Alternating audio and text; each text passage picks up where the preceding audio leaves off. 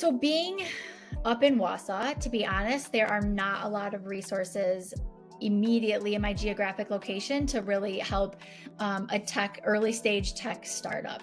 And so in the early days, I spent, and this was pre-COVID, I was able to physically travel down to Madison and really got connected to the Madison entrepreneurial ecosystem.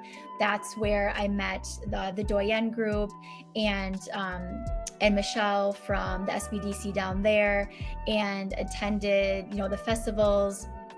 I'm forgetting their names, but just that entire Madison really ecosystem of entrepreneurship. And having ties to the university was helpful because I felt very comfortable contacting people at the university to get the support or find the experts or find student workers.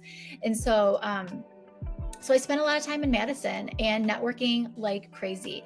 I think one of the first things I learned in Idea Advance was if you're not networking, like you're not, a startup. So constantly just networking with more and more people to find support and resources. So yeah, Idea Advance, SBDC, Doyen was a great initial source of support and mentorship and money for us.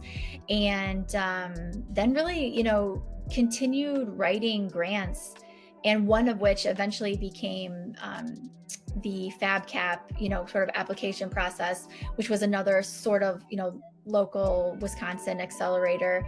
So, went through that program. And I think, you hear about all these different, entrepreneurial programs, whether they're in the state of Wisconsin or not. And they're all a little different, and they all give you these bits and pieces of information or connect you to different little resources. And as a startup entrepreneur, you just glob on to every tiny little bit of support or mentorship or advice or cash that you can get. And you sort of just use that as building blocks. And so I think, yeah, through Idea Advance, SBDC, Doyen, FabCap, being in Plug and Play, doing pitch contests all across the state. We did the Hatch pitch competition.